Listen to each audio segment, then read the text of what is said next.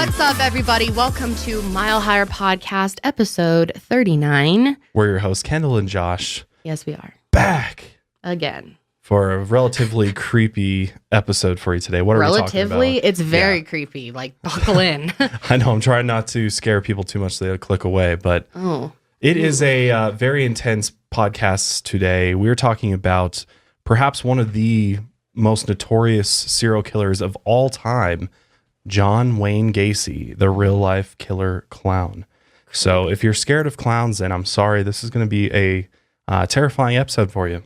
But it should be very interesting as well. This guy is something else. I mean, I don't even know how to classify him, but he is just... It's a weird one, for sure. He's a very bizarre human being. Conundrum. Very sick individual. So that is what we are talking about today. And also we have some other few things I wanted to briefly mention before we jump in to today's episode. First of all, if you guys haven't checked out Mile Higher merch, make sure you go check out the merch store that we have just opened about a few weeks ago. It is awesome. We're both repping our merch gear today. Oh, yeah, we are. With the podcast hoodie and the Third Eye Einstein shirt. So if you guys are interested in any of this kind of stuff and you want to support the show, support us directly, you can go to milehighermerch.com and use the code LAUNCH for 20% off your order. Take advantage of it. It ends at the end of October. So yes, only through October 31st. Also, Kendall has been working on her coloring book that she just came out with. So if you haven't checked that out, highly recommend you take a look at that. This is available on Amazon for only $14.99 with free shipping if you have Prime. And it is awesome. I love this coloring book. I've already gone through so much of it. So I'm going to be coloring again today because I had so much fun doing it last time. And Josh and I were talking about how it actually really helps me concentrate to color. When I was in school, I used to, I had an IEP, which is like an individual education plan. So I was allowed to color or doodle in a lot of my which classes. Makes total sense. I think it does actually help you. It does. Stay engaged more with the actual show and things while we're talking about stuff. Yeah. As opposed to, I got ADD. To look at other things. Yeah, exactly. What can you do? What can you do? I don't take medicine for it, so yes. I can only do so much. I'm going to just color. We've also got our co-host today, little Sadie, the Havanese, with us. For those that are listening, she's sitting in between us. She's our little buddy now. But and also, if you're looking to just chill and relax while listening to the podcast, we highly recommend hemp bombs for all your CBD products and needs. So definitely check out hemp bombs. Use the code Mile Higher, and you'll get 20% off your entire order. All right, let's see here. What's next? Also, we want to thank all of our patrons as usual, and also just thank all of you guys. We hit 100,000 subscribers on YouTube. Yay! That's has crazy. Been my dream this whole time since the beginning was to just get 100,000 on a channel that I'm involved with. We get on plaque. YouTube. So that's awesome. Yeah. We'll put it in the new studio when that's done. But I just wanted to shout out to the new stellar patrons, Jenny T and Manera A. Thank you guys so much. And this week's Patreon question comes from Maddie. In celebration of the legalization of marijuana in Canada, what kind of hurdles do you think we'll need to jump through to decriminalize a goddamn plant in each individual state? What kind of information will we need to disseminate in order for more folks in the conservative states to get on board? So just to preface this question, Canada is the second country in the world to legalize marijuana nationwide. So bravo to them for just doing the right thing and just going all out. Yeah, because other than Canada, Uruguay is the only other country that's legalized marijuana nationwide. Wow. Uruguay, really? Yeah. Interesting. I never would have guessed that. Right? Yeah, no, I know. So, they're the first country to legalize the production, sale, and consumption. So, well, I think it's going to be discussion over time and, just the normalizing it slowly over time. Like people like us talking about it. I am bringing CBD. I'm talking about CBD on my channel for the first time tomorrow on Talk Tuesday. Things like that. That's going to bring awareness to a lot of people. Absolutely. It's going to require education and re-education since a lot of people are extremely misinformed about marijuana and what it is, what it does to you. Well, the majority of the people that are opposed to it are older folks, and the older folks are, predisposed to the information that was given to them as they were growing up and going through their teenage years, really when the war on drugs really started. So a lot of them just are misinformed on, the reality around marijuana, the medical benefits of it, and just all of the, really great things that come along with legalizing it. So I think, to answer your question, Maddie, I think we just need to get the facts out there. Like we need to, get campaigns going, really spreading the word and getting, especially some of these more conservative states, the facts and things like that. But I don't even think marijuana is really that, like much of a political issue. It's more of like a human issue in my eyes. Like it shouldn't be like, right or left or conservative. Oh, for sure not. I don't think it really is, because it's really one of those issues that a lot of people who are like independents or libertarians, a lot of them are people that are like small government, things like that. Yeah, like keep your hands out of my shit. Right. There's no reason. You don't need to worry about what plants I'm eating and using off of this planet when I live here. I'm sorry, but it's so crazy. Josh and I were just talking about it over the weekend when we were in the mountains. Like, how dare anyone tell me not to use this when it is literally a plant off of my planet? The fact that the government's telling us that we can't, consume these plants that grow, out of the ground for yourself. And, make it. It's the same thing with anything else the government tells you can't do. I know. Especially when it comes to your individual freedoms and liberties. Like, there's no reason they should be, have their hand in something, especially something like marijuana that is relatively safe. So it's really just ridiculous. And, Justin Trudeau, bravo to him, tweeted about it and was like pumped up about it and said that, this is going to help, because what legalizing marijuana does is it all of a sudden puts a huge gash in the illegal market for drugs and marijuana and things like that, because now people don't have to go to, some dealer or somebody off the street where it could be dangerous and you don't know what you're getting. And, young kids are getting a hold of it much more easier. What we are doing is regulating it and treating it. And, you got to have an ID and everything like that. Like it's very much regulated. And, like we've experienced here in Colorado, it's very safe. It's heavily, taxed and regulated. So there's really nothing to worry about. And plus the tax dollars is generating billions of dollars in just Colorado alone. So this is going to be billions and billions of dollars being pumped back into the Canadian economy. That's incredible. And, going to hopefully things like schools and public projects, things like that. So there's a lot of good that can come from this. And I think people are more than happy to pay the tax dollars in order to, use legal cannabis. So bravo to Canada. Yes. Congratulations hopefully the to all U.S. our gets Canadian their shit together friends. and follows after. But the second part of her question was, what state in the U.S. do you think is going to be the last to legalize? Last. If it goes state by state. Like, I think eventually it's just going to be a nationwide, sweep, federal thing. But if it was state by state, what would be the last state? Maddie thinks it's Florida. She thinks Florida would be the last one. She's a law student in Florida. Could be. It definitely could be. I think Texas. Yeah, probably Texas. Just because... The land of Jeff Sessions. I don't know. There's a lot of people down there. I think it'll probably be a southern, whether it's Georgia or Arkansas, Alabama, Louisiana, somewhere like that, I think might be the last. But where just took hemp?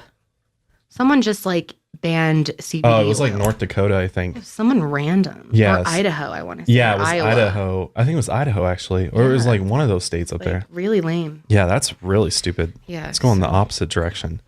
So but I do think Canada doing it is a big step for all of us. And one day we will hopefully catch up to them. Yeah, hopefully we can be as cool as Canada one day. I forgot it wasn't legal here for a second because I was thinking about it. I was like, oh, good for Canada. They're finally joining us. And then I realized, like, no, wait, it's only legal where I live here in Colorado.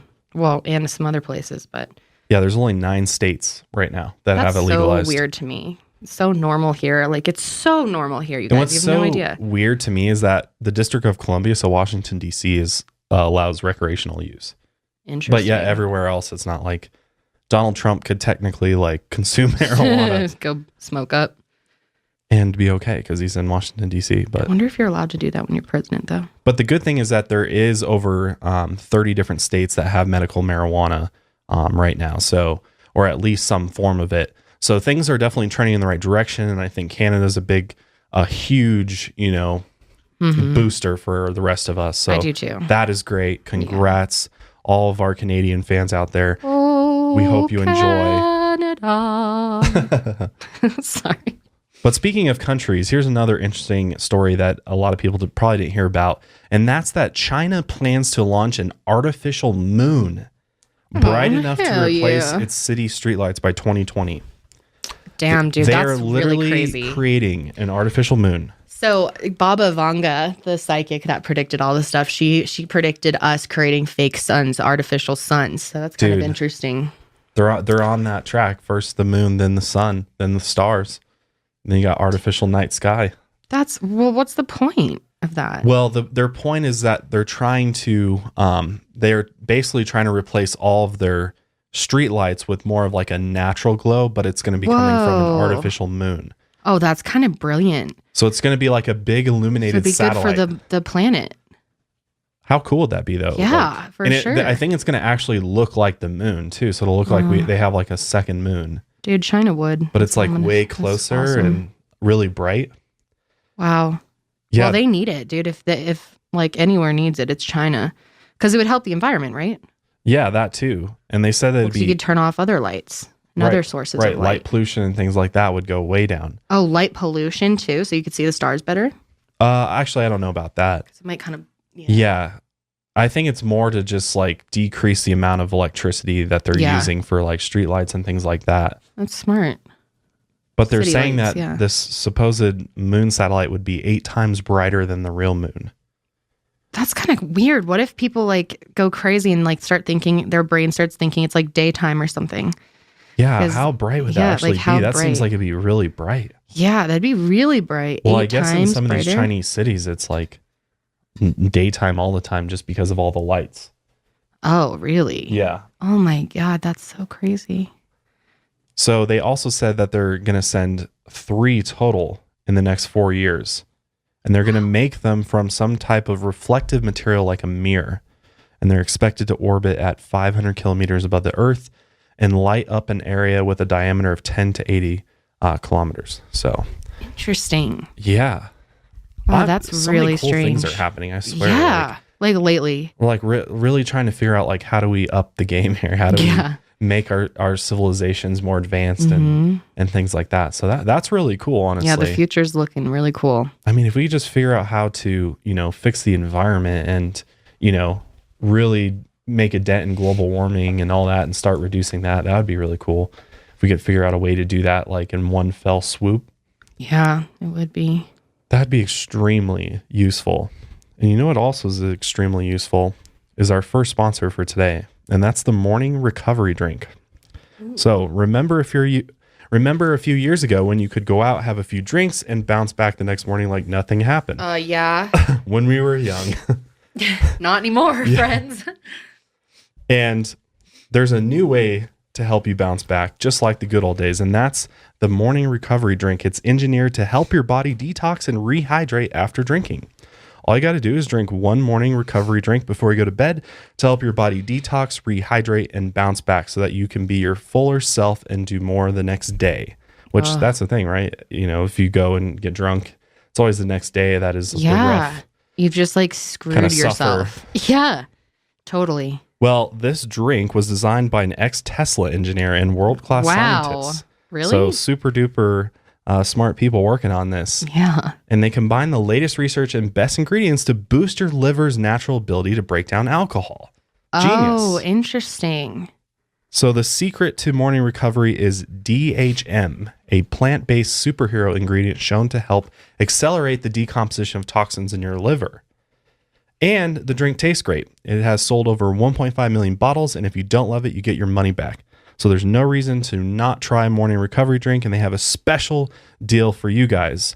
All you got to do is go to morningrecoverydrink.com/milehigher for 20% off your entire order. Oh, damn. Get 20% off your entire order on a 6-pack, 12-pack, 24-pack, or if you're really fucking crazy, depending on how hard you go, party pack. Oh, hell yeah. If you're going out every day, you got to if you're taking like a crew to Vegas or something, you get a 12-pack. Yeah, if you're looking to party hard for a few days. Vegas for sure. Yeah, especially if you're looking to like party 2 days in a row. It's really you need smart. to like recover before the next round. Just every night, everybody's drinking their drinks. That's probably so much better for you. Yeah, it I is. bet it like helps your body so much. It's a natural thing too. So cool. So yeah, get 20% off your order. Go to morningrecoverydrink.com/mile higher. Sweet. All right. I don't know if you guys are ready for this. This guy is fucking crazy. And are we going there yet? We already ready? We're getting right into it. We got a lot to cover as far as this Mr. Gacy goes, the real life killer clown. I don't know if any of you out there are scared of clowns or have been creeped out by clowns. I'm sure at least one of them are. Time. They're freaky. I definitely have been kind of creeped out from them from a young age. I feel Your like brother's really afraid of my clowns. brother is absolutely terrified of clowns. I've always known people in my life, like friends that were like scared of clowns. I never watched scary movies, so I was never that like afraid of them. Yeah, no. So the reason why he's the killer clown is because part of his whole, life story, as we'll get into, is that in his sort of, during part of his life, he actually would dress up as a clown for like kids' birthday parties, charity events, go out in public, just dressed up as this clown. And the thing about it is that it wasn't just like a smiley, happy clown look. It's a very creepy fucking clown look. Like, yeah, it really was. He used really sharp lines on the mouth and stuff, so it looks like, it just reminds me of like Pennywise from It. Or he definitely looked like he was trying to be scary, not right. cute. Yeah, totally. So I'm curious. I don't think it said in the thing I watched, but was he employed to be a clown, or was he just being a clown for fun? No, he was like being like, I think he was being like booked for events and things like. He went to like charities. Like legit clown. He was a legit clown. Yeah. Freaky. Which even is weird. Freakier. Because what's so fucking crazy about this guy is that he is responsible for 33 young men's lives. I mean, he took them from them, and we'll talk about that more. But he is definitely one of the most prolific serial killers in American history for sure, if not the entire world. Yeah, this guy, it's interesting. I didn't know this, but he has like the most confirmed kills, or one of the most confirmed I'm trying to think if kills. that still stands today. I think it does, as far as like serial killer. But yeah, as far as like victim count that they actually found and can confirm that like tied to him, it's the most. Like, because like H.H. Holmes, he's tied with some people else, think it was like 200 something, but they never found bodies. So I think they only confirmed like 19 of his. Right. Well, because I think they have to go based upon like how many people were last, in his case, last seen it in his hotel, his hotel of horror. That fucking creep. Yeah. Yeah. That's a whole nother thing. So we wanted to bring you guys an extra spooky episode for the month of October with Halloween around the corner. So, grab a drink, maybe grab a change of drawers, and let's get into it. If it's that scary, I'm gonna leave. I'll try to make it a little more upbeat for you. Okay, it's not going to be that scary, please. Okay, all right. I'll try to make it not so scary. All right. So John Wayne Gacy Jr. He was born in Chicago, Illinois, on March 17, 1942, on St. Patrick's Day. That fucker was. That fucker was. Of course, he was born on St. Patrick's Day, but he was the second of 3 children and the only son born to John Stanley Gacy Sr., an auto repair machinist and World War I veteran, and his wife and mother, Marion Elaine Robinson, who is just a stay-at-home mom. Gacy was of Polish and Danish ancestry. His paternal grandparents had immigrated to the United States from Poland. As a child, Gacy was overweight, and he remained overweight for pretty much his entire life. He's a chunky guy. He's not, athletic or, small by any means. But growing up, he was close to his 2 sisters and his mother, but endured a difficult relationship with his father, who was an alcoholic and physically abused his wife and children. Throughout his childhood, Gacy strove to make his very strict father proud of him, but seldom received approval from him. And this constant friction with his father throughout his childhood and adolescence had a severe impact on him, which is something that's very interesting. I think we find with a lot of different serial killers, especially, is this childhood. You go look at their childhood and it's filled with, abuse from their parents, or almost sexual assault too. And abuse. Yeah, and it seems like it's the father. Although the mother's, like with the Fred and Rose West, like looking at the father and the mother both. Yeah, but it was still father. But yeah, normally they've definitely had some type of abuse, which brings back the whole question of, is someone born evil? Like, was this guy born this way? Would he have been like this if he wasn't abused? Or raised by different parents or in a different situation? I really think some people are born evil, though, because I know of serial killers. The guy, I can't think of the name of him right now, but yeah, he was like his parents loved him, and they would give him everything, and he was really spoiled. I think I've seen that too. Absolutely. It's for the guy who killed Gianni Versace. He's a serial killer. I think you're absolutely right. And some people really are just born evil. It goes back to, but how and why and what causes them? Like maybe that's just where they're at in their, soul's journey, or they're really, they need to do this in order to learn something, or like, because if you think about it, like if you believe in that they're maybe born, evil, then you start to think like, well, maybe there's a purpose, a predetermined purpose in life for everybody, and everybody is, sort of a fate or destiny.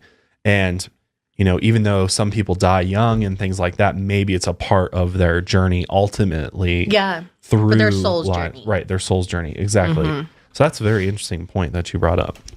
But one of Gacy's earliest childhood memories was of his father beating him with a leather belt at the age of 4 for just accidentally disarranging car engine components that his father had assembled.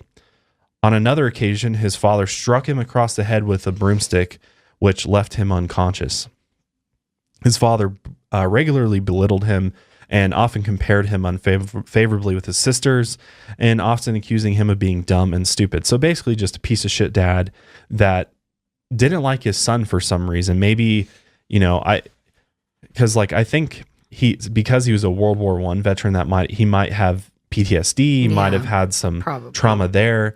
And maybe he didn't think his son, I think the whole gist of his childhood is that his father didn't think he was manly enough, or as much what I mean, tough as he should be, because he was kind of, I think he was kind of a softer guy.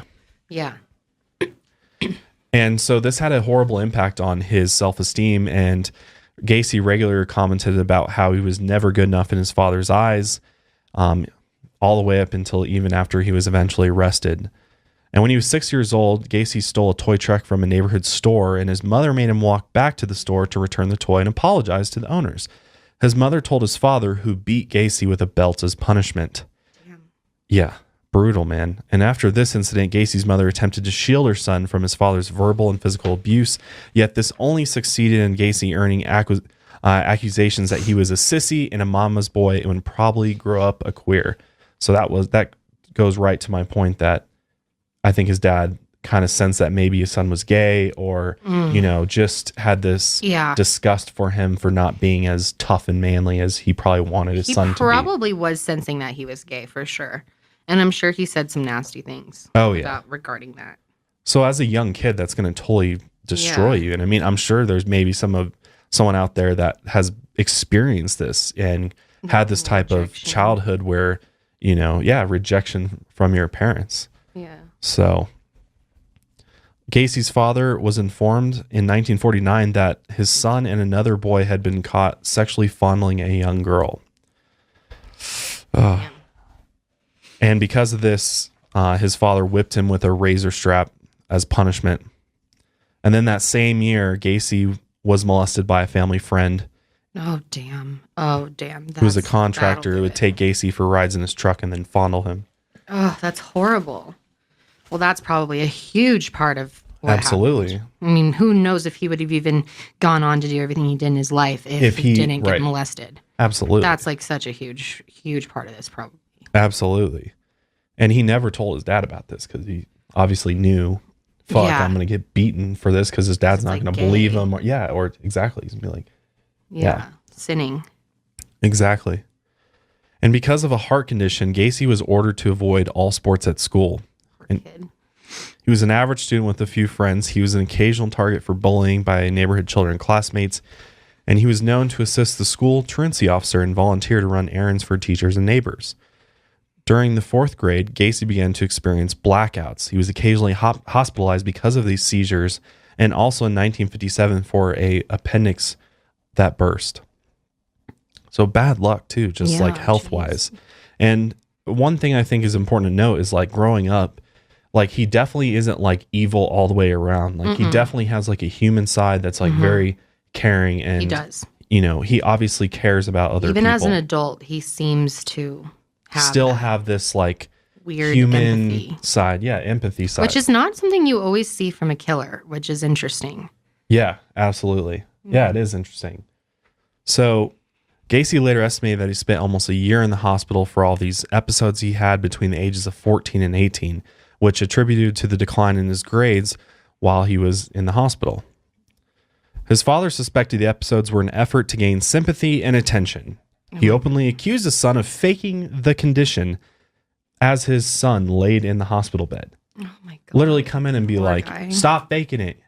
That's And he's horrible. like, dude, my appendix burst. I'm literally passing out. Is he stupid? You can't fake your appendix bursting. Yeah.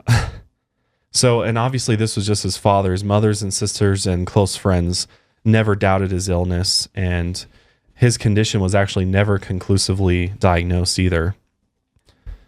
One of his high school friends remembered several instances where Gacy Sr. ridiculed and then beat his son without provoking him. It's crazy. On one occasion in 1957, the same friend witnessed an incident at the Gacy household in which Gacy's father began shouting at his son for no reason, and then he began hitting him. Gacy's mother attempted to intervene, and then the friend recalled that Gacy simply put up his hands in defense, adding that he never struck his father back during these physical alterations. Altercations, yeah. So he's not like a, violent person. Like you would think, somebody that was like truly evil from birth would like be fighting back and be like, I'm going to kill my dad. I'm going to murder, like the fact that he never showed that side though. Like, yeah. So maybe he wasn't evil from birth. Like maybe no, definitely. I don't think he is. I don't think he was, but I don't think that's the case with every killer is what I'm saying. Yeah. No, I got you. So in 1960, at the age of 18, Gacy became involved in politics, working as an assistant precinct captain for a Democratic Party candidate in his neighborhood. This decision earned more criticism from his father, of course, who accused his son of being a patsy or basically a fool. Gacy later speculated the decision may have been an attempt to seek the acceptance from others that he never received from his father, which would make sense. He goes out to the public to try to seek attention and acceptance. And actually that same year, Gacy became a Democratic Party candidate. Interesting. His father bought him a car with the title of the vehicle being in his father's name until Gacy had completed the monthly repayments. On one occasion in 1962, Gacy bought an extra set of keys after his father confiscated the original set. In response, his father removed the distributor cap from the vehicle, withholding the component for 3 days. Gacy recalled that as a result of this incident, he felt totally sick and drained. When his father replaced the distributor cap, Gacy left the family home and drove to Las Vegas, Nevada, where he found work within the ambulance service before he was transferred to work as a mortuary attendant, which is interesting. Yeah. Which this is where it's like maybe he starts like getting some exposure to death and things like that. Obviously, he's a mortuary attendant. So obviously he had a curiosity about like human anatomy and stuff if he was like doing this kind of stuff. Yeah, exactly. I think he was obviously curious about the human body and, as we'll see here in a sec, because he worked in this role for 3 months before returning to Chicago. During his time as a mortuary attendant, Gacy slept in a cot behind the embalming room.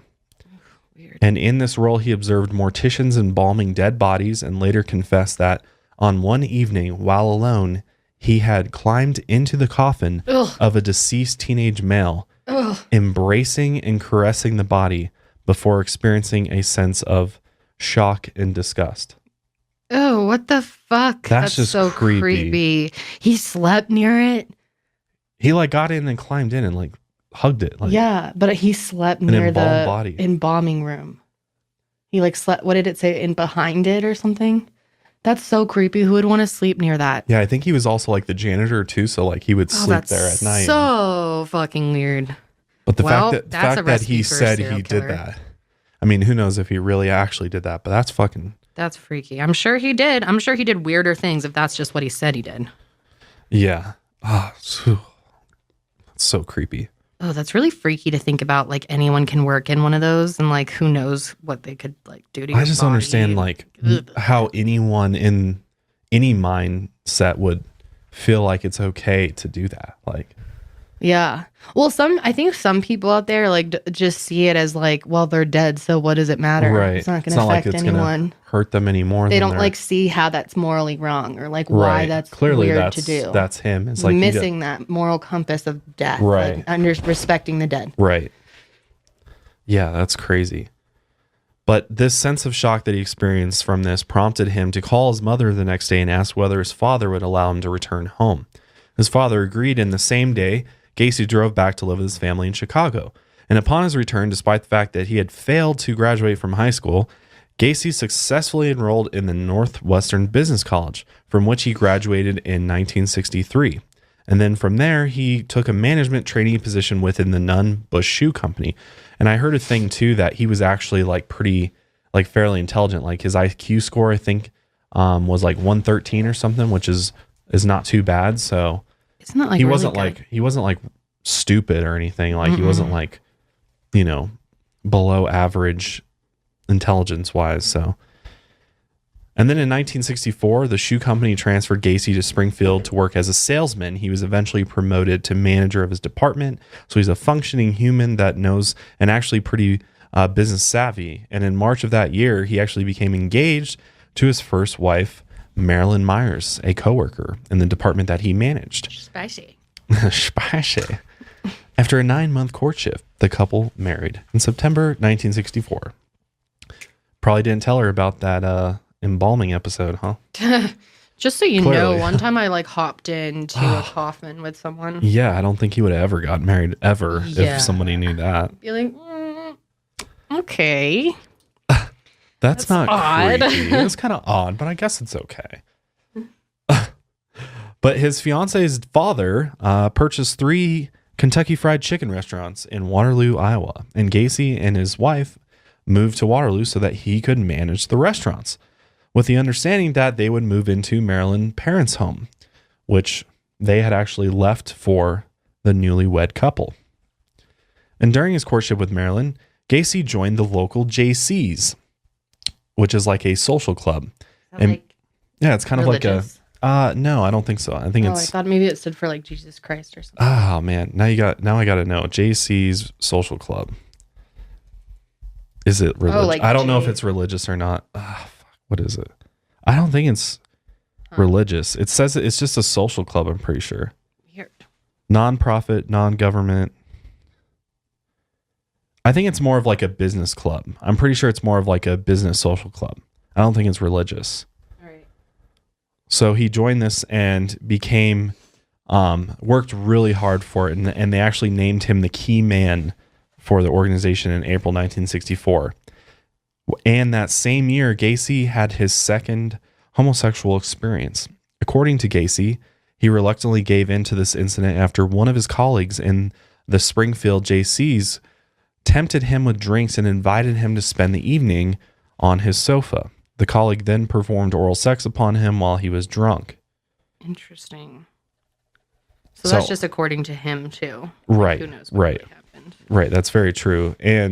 But it's weird that like he's getting married or he's married to Marilyn, like, and then right as he does that, he's like, you know, having a homosexual experience at the same time, which I'm like, whatever. But, you know, I'm sure Marilyn doesn't know about this and, you know, probably wouldn't like that too much. But he was probably like feeling the pressure. Like he's like, I can't be who I want to be. So like it was just I think he felt like he Marilyn had was to like hide his it, beard, you know? Yeah. Just covering up so that he could not be seen as strange by his dad or whoever was going to judge him. Well, he But clearly he was like wanted like to having make, different feelings. Yeah. yeah, absolutely. I mean, he's self-professed bisexual is what he says. He says he's not gay, he's not homosexual, but he was bisexual. That sounds about right for him though. I think Yeah, absolutely.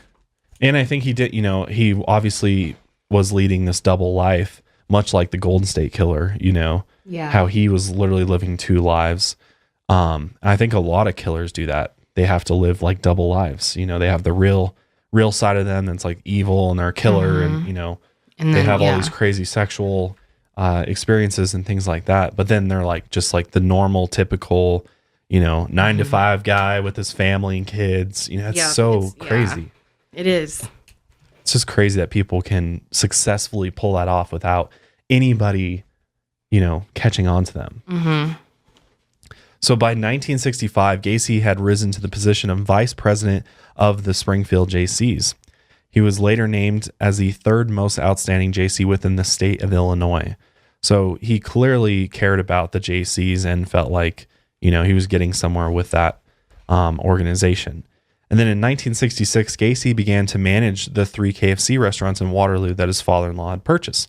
The offer was lucrative. Gacy would receive $15,000 per year, which is equivalent to $115,000 as of 2018, plus a share of profits earned by these restaurants. So that's a pretty good deal. That's not a bad deal. Yeah, got set up pretty good. Yeah. Yeah, $15,000 a year back in 1966. That's a pretty good deal. Wow, inflation's is like crazy. Oh yeah, it's so much higher now. Wow. Yeah, and it just keeps going up and up and up. Yeah, where will it be when we're old? I always keep track of it with movie tickets, like how much a movie ticket is. I keep track of it from cheeseburgers. No, I'm just kidding. What? I just remember when I first started going to movies, it was only like $7.50 or something, or like $7.25, and now it's like 12 or something. Like 11 or 12 bucks, I think. Crazy. Yeah, inflation sucks. Yeah. But Gacy obviously accepted this job offer from his father-in-law and relocated to Waterloo, Iowa with his wife later that year. In Waterloo, Gacy joined the local chapter of the JCs, of course, regularly offering extended hours to the organization in addition to 12 and 14-hour days. He worked managing 3 restaurants. Although considered ambitious and something of a braggart by his colleagues in the JCs, he was highly regarded as a worker on several fundraising projects. I think that's part of what they do too, is they do fundraising and charity work and things like that. And in the Waterloo JCs, he was named the outstanding vice president, and he would often provide free fried chicken to his colleagues and insisted upon being given the nickname the Colonel. Damn. So life's pretty good for him. He's kind of killing it. So that was a weird thing to say. He's got to kill. Oh, no pun intended. Oh, yeah, man. Yeah, that was weird. Yeah.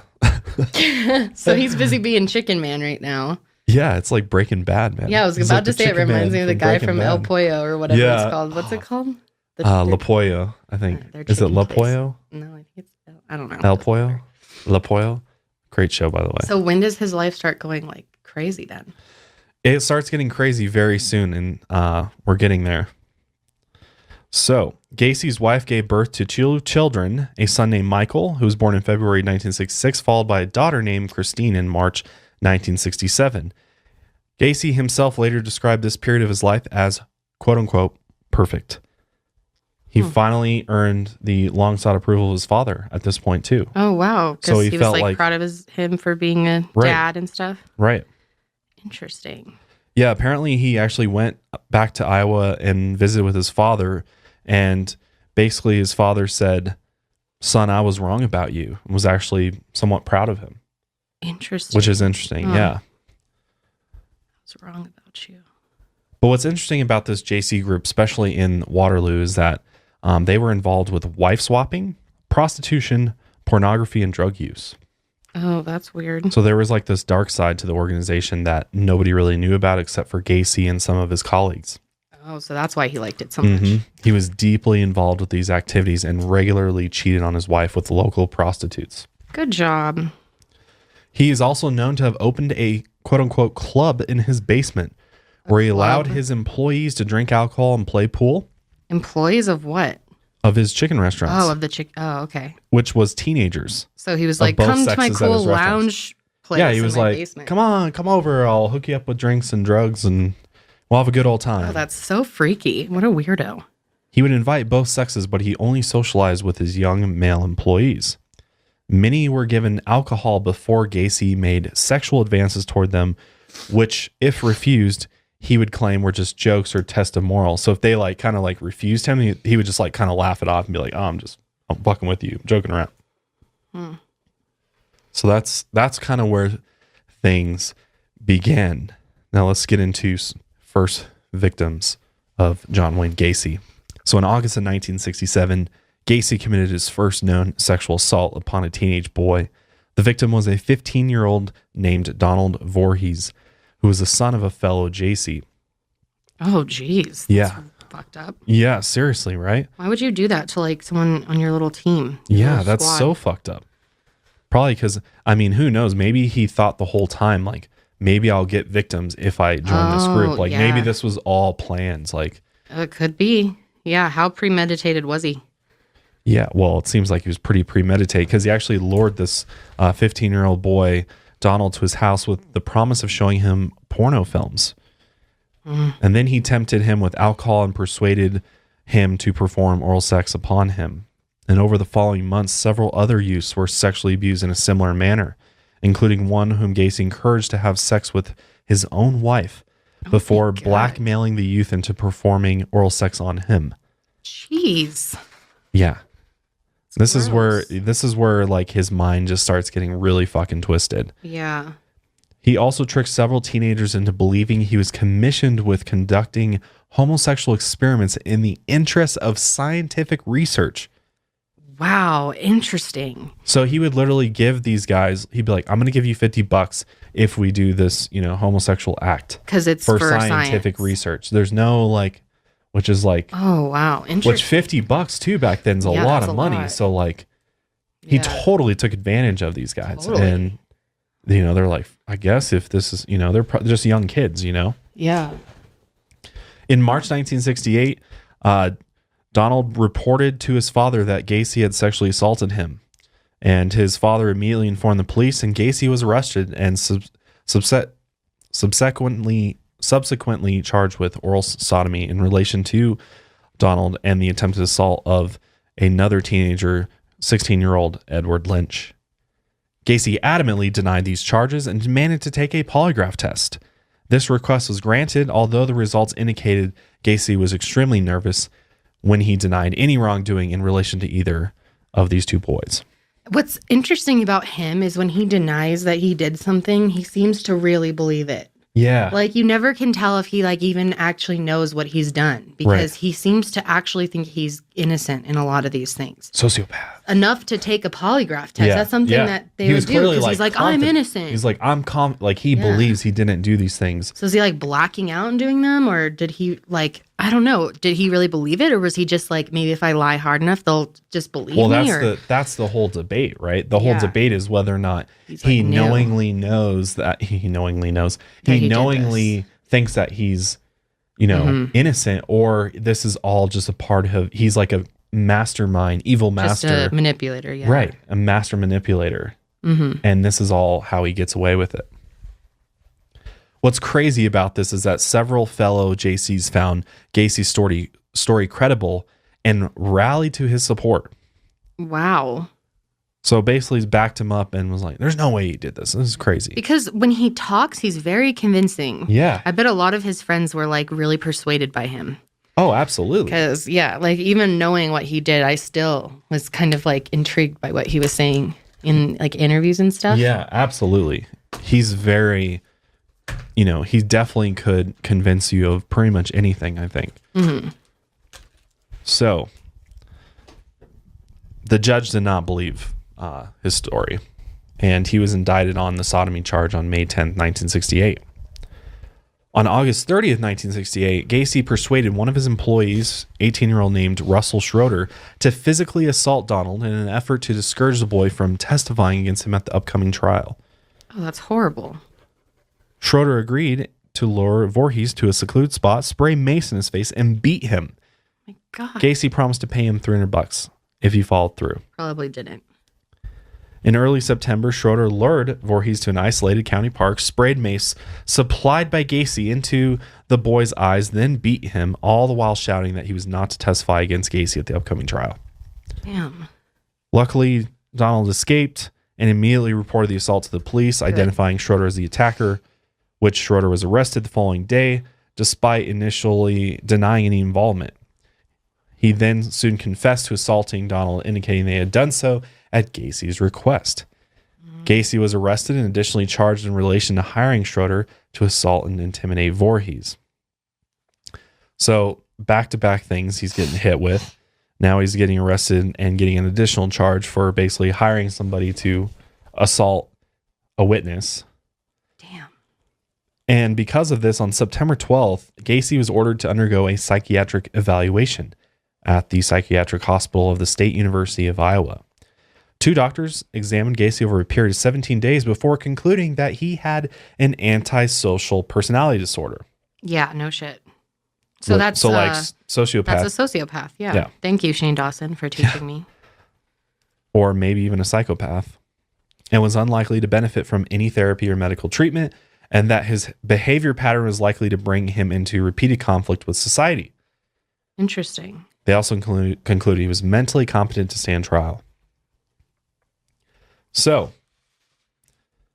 upon advice from his attorney, Gacy entered a plea of guilty to 1 count of sodomy in relation to the charges filed against him by Donald. He pleaded not guilty to the other charges, which the other youth had basically levied against him during his formal arraignment on November 7, 1968. Before the judge, Gacy had said that he and Voorhees had indeed engaged in sexual relations, yet he insisted Donald had offered his sexual services to him and that he had acted out of curiosity, so that basically it was consensual. And his story was not believed. Despite his lawyer's recommendations for probation, Gacy was convicted of sodomy on December 3rd, 1968, and sentenced to 10 years at Anamosa State Penitentiary. On the day that Gacy was convicted and sentenced, his wife filed for divorce, which... Good for her. Yeah. Get the fuck out of there, seriously. lady. And she basically... She's lucky she's alive. Yeah. Took the couple's home, property, and sole custody of their 2 children. Good. The court obviously ruled in favor of the divorce, and Gacy never saw his first wife or children again. Wow, really? He gave up. They just completely blocked him, or they just completely blocked him out. Yeah. Which, I mean, the guy's like literally a pedophile, like, you know. Yeah. You would probably want to distance yourself from, that's just even not if it is safe. your husband or father, like, good God. Yeah. So during his incarceration at the Anamosa State Penitentiary, Gacy rapidly acquired a reputation as a model prisoner. So the fact that he's able to like kind of like flip a switch and go from one, like he's been described as like Dr. Jekyll and Mr. Jekyll and Hyde. Yeah, exactly. Yeah. So like he can be like one and then he can be the other.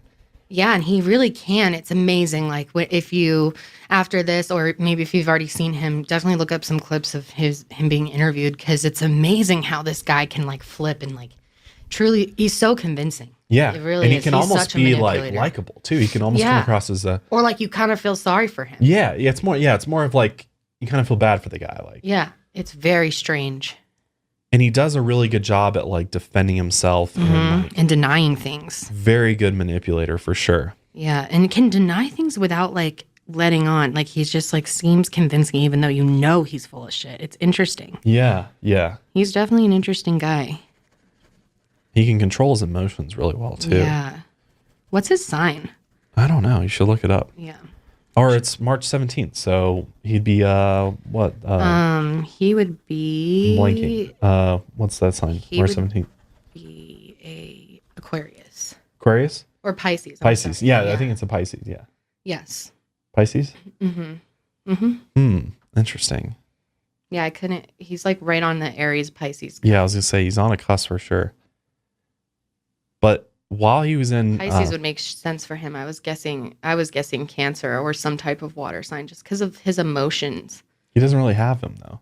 But he seems like just like the way he's a sensitive guy. He's sensitive. That's what I'm saying. But he doesn't Pisces like are wear known any for being emotions really, on the really sleeve. sensitive. Yeah. Well, they can hide their emotions for sure, but they're emotional inside. Right. Emotionally damaged. Yeah. But he did really well in prison. He rose to the position of head cook. He also joined the inmate JC chapter and increased their membership figure from 50 to 650 in the span of fewer than 18 months. Wow. He also helped increase inmates' daily pay. He supervised several projects to improve conditions. And on one occasion, Gacy oversaw the installation of a miniature golf course in the prison recreation yard. They have miniature golf in prison. That's pretty cool. Pretty nice. Yeah. And then in June 1969, Gacy first applied to the State of Iowa Board of Parole for early release. This application was denied. Sorry. In preparation for a second scheduled parole hearing in May 1970, Gacy completed 16 high school courses for which he obtained his diploma. What do people do if they're like sick when they're on a podcast? I feel like I have a little cold and I'm like sniffling and sneezing. Just stay away from the mic. I'm trying to, but this mic's like so good it picks up everything. I know. I need to make sure it's mixed. But anyway. On Christmas Day, 1969, Gacy's father died from cirrhosis of the liver. Gacy was not told that his father had died until 2 days after his death. When he heard the news, Gacy was said to have collapsed to the floor, sobbing uncontrollably, and had to be picked up off the floor by prison staff. He is emotional, and he loved his dad, weirdly enough. He really did. It seems like he really sought his approval from him, yeah. And the fact that he didn't get it for so long really fucking crushed him. And maybe he felt like he never got it. Well, I guess he felt like he got it at the end. So interesting. Wow. So Gacy was granted parole finally with 12 months probation on June 18, 1970, after serving only 18 months of his 10-year sentence. Because he was so well behaved. Because literally he was like the model prisoner. The guy, yeah. He was like, everybody should follow what this The guards trusted him. He manipulated his way because he's like very convincing. And he really does seem like weirdly a good person. Like you get strange. Yeah. It's like a very weird vibe from him. He's a strange one for sure. But yeah, he got out so quick. He did. Only 18 months on a 10-year sentence. 2 years, yeah. That's like a dream come true, probably. Yeah, he was like, maybe if I act good enough. But two of the conditions... That would be a mistake. Yeah. Yeah, they should have never let this guy out. As we'll find out. But the conditions of his probation were that he would have to go back to Chicago to live with his mother, and that he would have a 10 p.m. curfew. And also the Iowa Board of Parole would receive regular updates as to his progress. Upon his release, Gacy told a friend and fellow JC named Clarence Lane, who picked him up from the prison upon release and had remained steadfast in his belief of Gacy's innocence, that he would never go back to jail, quote unquote, and that he intended to reestablish himself in Waterloo, Iowa. However, within 24 hours of his release, Gacy relocated to Chicago to live with his mother. And once back in Chicago, later on, he obtained a job as a cook in a restaurant until shit starts going down again. On February 12th, 1971, Gacy was charged with sexually assaulting a teenage boy. The youth claimed that Gacy had lured him into his car at Chicago's Greyhound bus terminal and driven him to his home, where he had attempted to force the youth into sex. The complainant was subsequently dismissed when the youth failed to appear in court. The Iowa Board of Parole did not learn of this incident, which obviously violated his parole and would send you back to prison 100%. 8 months later. He didn't show up for court? No. Do you think Gacy threatened him like he did with the other dude? Right. I think he did. I think he was like, I'll fucking kill you if you show up, tattle on me. Right. Yeah. So the boy didn't do it because obviously like he knew that would land his ass back in jail. Like, yeah. Obviously, yeah, that's gonna, that's a big no-no if you're on parole. Clearly, definitely a no-no. Yeah, which is really weird that he gets really lucky when it comes to the criminal justice system throughout his life, and he definitely escapes being caught and going to jail more than once. But with financial assistance from his mother, Gacy bought a house in Norwood Park Township in an unincorporated area of Cook County. The address, 8213 West Summerdale Avenue, is where he resided until his arrest in December 1978, and where all of his known murders basically took place and where bodies were stored. In August 1971, shortly after Gacy and his mother moved into the house, he became engaged to Carol Hoff, a divorcee with 2 young daughters. Hoff, whom he had briefly dated in high school, had been a friend of his younger sister. His fiancée moved into his home soon after the couple got engaged, and Gacy's mother moved out of the house shortly before his wedding, which was held on July 1st, 1972. So he was obviously like charming enough to like romance a woman, multiple women. Oh yeah. and lure men. Like the fact, like he clearly had this likability to him he did. that attracted people to him. Because like my whole thing with him during his whole life is like, how did people like fall for his shit? Like over and over again. Like he had this like weird charm about him. Yeah. It's very weird. 1 week before his second wedding on June 22nd, he was arrested and charged with aggravated battery and reckless conduct. The arrest was in response to a complaint filed by a youth named Jackie D, who informed police that Gacy, impersonating a police officer, had flashed a sheriff's badge, lured him into his car, and forced him to perform oral sex. God, that's so creepy. He would drive around, and then whenever he'd see a victim, he would put lights on and pretend to be a cop. That's like really freaky. If that ever happens to you guys, because that actually still happens sometimes. It does. Like people pretend to be cops. If you ever are unsure that it's an actual police officer behind you. I just saw something like that. Yeah. Because normally they don't look exactly like a cop, but people think it's enough to like pull over. It's just one light. But if you feel at all unsure that the person pulling you over is not a police, you can call and they can like verify it is. They can tell you if there's an actual officer in the area and if a call for your vehicle has been called in. Yes, right, exactly. Because that's like the first thing that police do is before they pull you over, they radio dispatch, be like, this is the car I'm pulling over, this is where I'm at. Yeah. Yeah, I actually saw there was an article recently. Yeah, somebody was driving a Mustang and they put just a red light and a, kind of like if you've ever been pulled over by an unmarked car, how they have the red light and the blue light right in the front windshield. And the Mustang had that, and the person was smart and actually ended up calling the police, and they pulled the guy out, and it ended up being a rapist, a guy that was like literally driving around like raping people. Good thing she called. Holy shit. So yeah, that person was super smart. Yeah, it used to happen a lot more. Like there's a lot of cases from like the 70s and 80s of people pretending to be police. Totally. So that was his method that he used to lure these individuals in there. Right. Totally. What's crazy is that even though that he did this, the charges were later dropped after the complainant attempted to blackmail Gacy into paying money in exchange for dropping the charges. How crazy is that? Wait, what? He tried to pay him money to drop it? The person blackmailed Gacy into paying money in exchange for dropping the charges, and they found out about it. So they dropped the charges anyway. Oh my God. Wow. So he got away with that essentially, which is crazy. All right. Before we get into some of the dastardly deeds of this individual, just want to quickly thank our second sponsor, Upstart, for sponsoring today's episode. Debt. Some people have a lot, some have a little. We all have it pretty much, but the path to financial freedom can look awfully bleak when you have high interest debt. And if your FICO score isn't great, it can make breaking out of that revolving debt cycle harder than it needs to be. Thankfully, our sponsor, Upstart, is revolutionizing the process of personal lending. Upstart offers personal loans, but they're not like the ones your bank or credit union provides. That's because Upstart goes beyond the traditional FICO score when assessing your credit worthiness.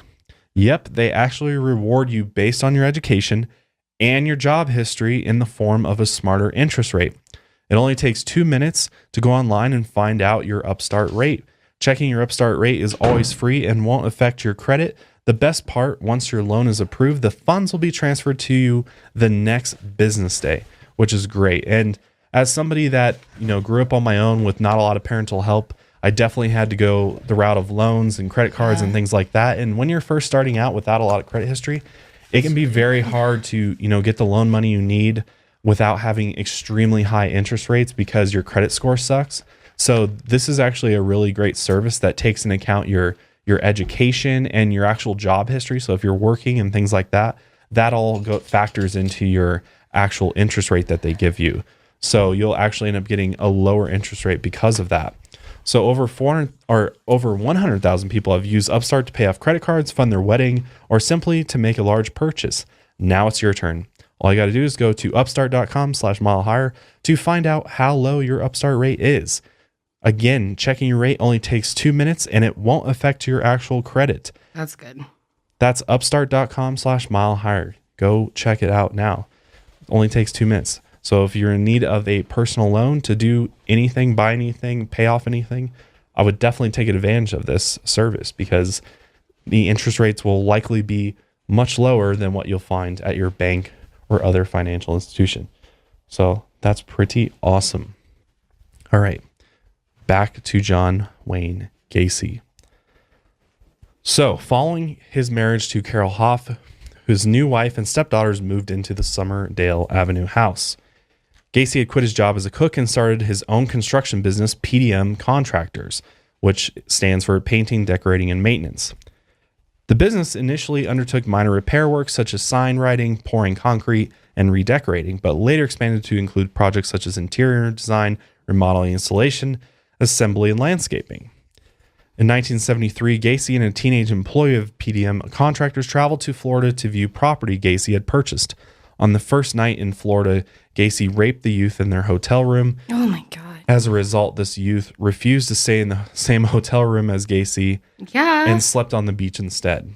Oh my God. That's horrible. And after they returned to Chicago, this employee actually drove to Gacy's house while he was in the yard and beat him. Really? Yeah. Straight up drove. After he raped him? Yes. The Wow, guy that got good for raped him. went and tried to like wail on Gacy. Good for him, dude. Yeah. Damn. Poor guy. And Gacy explained to his wife that the attack happened because he had refused to pay the boy for his poor quality work. And I'm sure she believed him. So while living in Norwood Park, he was a good neighbor. He was helpful. He was active in the local community and active in Democratic Party politics, also offering the labor services of his PDM employees free of charge. So that's kind of his thing, right? He kind of like covers up all these things by being kind of this upstanding citizen and, community member. Mm-hmm. So in 1975, he was appointed the director of Chicago's annual Polish Constitution Day parade. He supervised the annual event from 1975 until 1978. And through his work with the parade, Gacy actually met and took a picture with First Lady Rosalind Carter. Oh, wow. On May 6, 1978. Oh, yeah. I remember seeing that picture. Yeah. Isn't that crazy? So weird. A serial killer. She had no idea. With the First Lady. Yeah, she was like posed with him. Crazy. So weird. Through his membership in a local moose club, Gacy became aware of a Jolly Joker Clown Club. Okay. Whose members would regularly perform at fundraising events and parades. Oh, so that's how he's in addition to voluntary entertaining hospitalized children. So do you think he ever actually wanted to be a clown, or was it just a way to get to victims? I think he realized, yeah, exactly. I think he would probably say, like, I actually wanted to do this because I wanted to, but I don't know. I think the real reason, obviously, is to get near the people that he liked most, which are kids, young boys in this this story. Freaky. By late 1975, Gacy had joined the Jolly Jokers and created his own performance characters, Pogo the Clown and Patches the Clown. Ooh. Yeah. Creepy. And Gacy designed his own costumes and taught himself how to apply clown makeup, although some professional clowns noted the sharp corners Gacy painted at the edges of his mouth, as opposed to the rounded corners that professional clowns normally employ so as to not to scare children. It's a lot softer look, but he was aiming to scare. So when you look at pictures of him as a clown, he's freaky looking. He looks creepy, man. He looks really creepy. Yeah, like he was enjoying this. Like, I understand how they let Pogo or Patches the Clown perform at numerous local parties, Democratic Party functions, charitable events, and children's hospitals he was at. Oh, that's so freaky. I don't ever want to hire a clown for anything. Yeah, seriously. I don't trust clowns, man. I don't trust them one bit. There could be a clown out there listening. Dude, clowns are... I just don't trust clowns. But some clowns are nice. Dude, he would even get in his clown outfit and go down to the local bar to get a drink, which was the Good Luck Lounge. People were probably like, homie, what are you doing? And it sounds like it wasn't even when he had an event. Like, he would just dress up as a clown and go to the bar. Nice. But he would tell people was that I was at a charitable event, just stopping by. Didn't even bother to take my makeup off or anything before I came in. No, he's probably out looking for people. So that's just weird. And then in 1975, Gacy told his wife that he was bisexual. How did she take it? Not good. because after the couple had sex on Mother's Day that year, he informed her this would be the last time they would ever have sex. What? Yeah. Wow. Mother's Day and that's it. He's like, that's it. I'm never having sex with you again. Why? Because he began spending most evenings away from home. With men. With men, young boys. Wow. And would return in the early hours in the morning. And he would always use the excuse of, I was just working late. Oh my God. But his wife wasn't dumb because she saw him bringing teenage boys into his garage and also found gay pornography in his possession. And obviously she was like, what the fuck is going on here? So she divorced him in March 1976. But didn't report it. But that's the thing too, is I'm like, why weren't the police like on this dude's trail, like as a possible pedophile? He left so many like things it's behind. crazy. Yeah, he was messy. Yes. So this is where the real evil begins. On January 2nd, 1972, Gacy picked up 16-year-old Timothy Jack McCoy from Chicago's Greyhound bus terminal. Gacy took McCoy, who was traveling from Michigan to Omaha, on a sightseeing tour of Chicago, and then drove him to his home with the promise that he could spend the night and be driven back to the station in time to catch the bus. According to Gacy's later account of this murder, he awoke the following morning to find the boy McCoy standing in his bedroom doorway with a kitchen knife. Gacy leaped from his bed, and McCoy raised both arms in a gesture of surrender, tilting the knife upwards and accidentally cutting Gacy's forearm, which he actually has a scar on his forearm that supports this story. Wow. He then twisted the knife from McCoy's wrist, banged his head against his bedroom wall, kicked him against his wardrobe, and walked towards him. McCoy then kicked him in the stomach, and Gacy grabbed the boy, wrestled him to the floor, then stabbed him repeatedly in the chest as he straddled him with his body.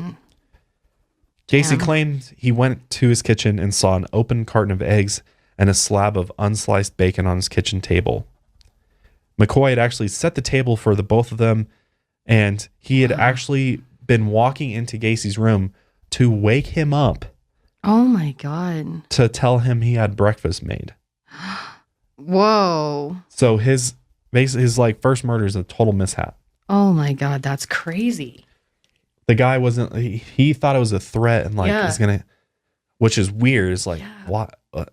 Maybe he thought because of what had happened, the fact that they had sexual relations, I made breakfast. Yeah. It's breakfast. Like, it is a little weird to like walk in like with a knife, like arms up or however, like, I don't know. It's just really weird. We don't even know if we're getting the real story. Well, yeah, that's true. I feel like there's more to that than what is being told. That doesn't make a whole lot of sense. But this is when McCoy was the first victim of his in which he buried in his crawl space. And he actually later covered McCoy's grave with a layer of concrete. In an interview after his arrest, Gacy stated that immediately after killing McCoy, he felt totally drained, yet noted that he had experienced a mind-numbing orgasm as he killed the boy. While he killed him? Yeah, he said, that's when I realized that death was the ultimate thrill. Oh my God, that's so freaky. So that's just like, it's like he went into this other type of, zone. It's like hide, it's like, jump and hide, He goes into this evil, dark side of himself. Oh, that's so creepy. Gacy also later stated that the second time he committed murder was around January 1974. The victim was believed to have been an unidentified teenage youth with medium brown hair estimated to be aged between 14 and 18, whom Gacy strangled before putting his body in his closet prior to burial. God. Later on, Gacy talked about how fluid leaked out of the boy's mouth and nose while he was stored in the closet, staining his carpet. Inconvenient. As a result of this experience, he said that from here on out, he stuffed cloth rags or the victim's own underwear in their mouth to prevent a recurrence of this incident. Gross. This unidentified victim was about 15 feet from the barbecue pit in Gacy's backyard. He's unidentified. We don't even know who he is. That's so wild. Yeah. No one came looking for him or unidentified anything? Still. Yeah. We don't know who that boy is. That's so sad, man. So by 1975, Gacy's business is expanding rapidly. He said he began working 12 to 16-hour days to fulfill agreed commitments upon an increasing number of contracts. And he freely admitted that 1975 was also the year in which he began to increase the frequency of his excursions for sex with young males. He would call this cruising. He'd go cruising, is what he'd say. And what he was really doing was he was stalking, looking for victims. And young men only. He did not... The only ones he ever messed with were young men from like teenage men, I think, for the most part. Which is just so weird and so sick. Yeah. But much of the workforce of his PDM contractors consisted of high school students and young men, conveniently. One of these young men was 15-year-old Anthony Antonucci, who Gacy had hired in May 1975. In July 1975, Gacy arrived at the boy's home while the boy was home alone. Having injured his foot at work the prior day, Gacy tempted the boy with alcohol and then wrestled him to the floor and cuffed Antonucci's hands behind his back. And that was that. So his whole method to his to all of his murders, for the most part, is somehow luring the victim in, subduing them with handcuffs, and then he would essentially proceed to strangle most of them. But in Antonucci's case, the cuff actually on one of his right wrists was loose, and he was able to free his arm from the handcuff after Gacy left the room. When Gacy returned, Antonucci, who was a member of the high school wrestling team, pounced on him. Wow. And the boy wrestled Gacy to the floor, obtained possession of the handcuff key, and then cuffed Gacy's hands behind his back. Oh, damn. Good for him. Gacy screamed threats, but then calmed down and promised to leave if Antonucci removed the handcuffs. The boy agreed, and Gacy left the house. Wow. He's lucky he actually left. Yeah.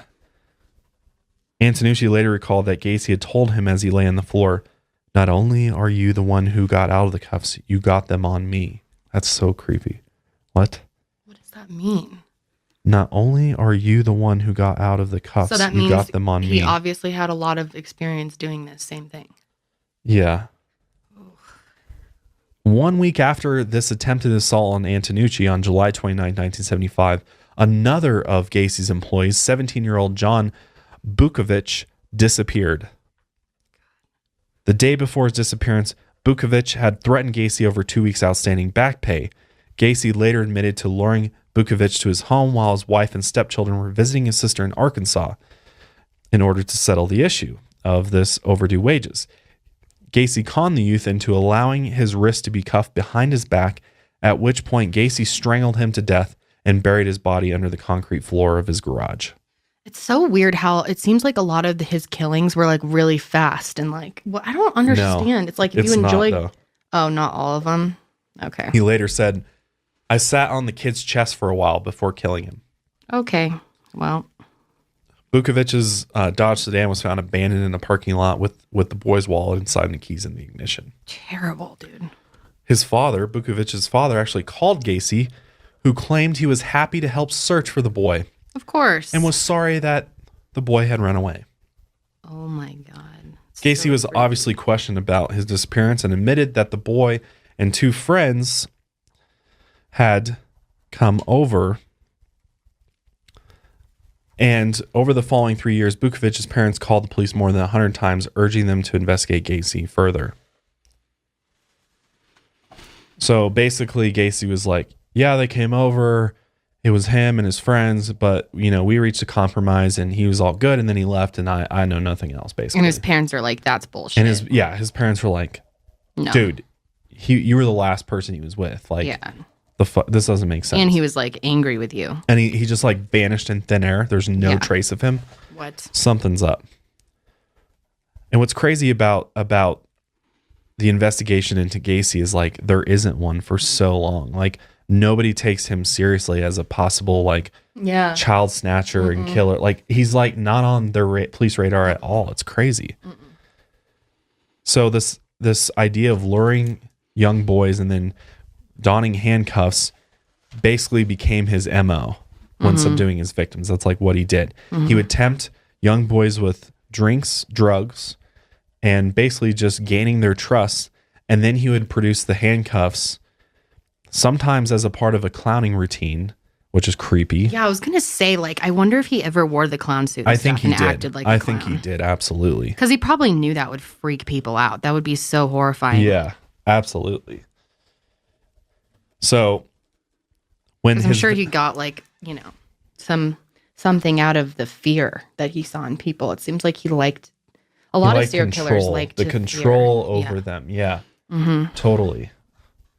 I think it kind of was like, I think for him, it became a way to sort of deal with this trauma from his childhood of his father beating him, and now he can be in the power position. Yes, totally. That's like, I think that's pretty, I think a psychologist would agree that probably, you know, he wants to have that power on someone else. He's wanting to have that over someone else because he experienced that. So he wants to be on the other side of the table. Yeah, it makes sense. So once he'd get his victim handcuffed and unable to free themselves, Gacy would then make a statement to the effect of, the trick is you have to have the key. Oh, yeah, because he would be like, check out this trick I can do. But then the trick is you're locked in it. There's not a trick. It's a trick. I have the key, basically. Like, you're fucked. Yeah. And then he would rape and torture them. God, so scary, dude. He called it the rope trick, which is where he would place a rope over his victim's neck, tying a makeshift tourniquet until the victim was strangled to death. So basically, oh my God, he learned in Boy Scouts as a kid to tie a tourniquet knot, which is like 2 knots, and then you basically you tie into a rope, and then you put a piece of wood or something or a pen or anything into it, and then you just twist it. It's like, and it tightens a garrote. Yeah, it tightens the actual knots, or it tightens the loop around whatever it's tied around. So that's what John Benet Ramsey had around her neck. Yeah, exactly like that. Yeah.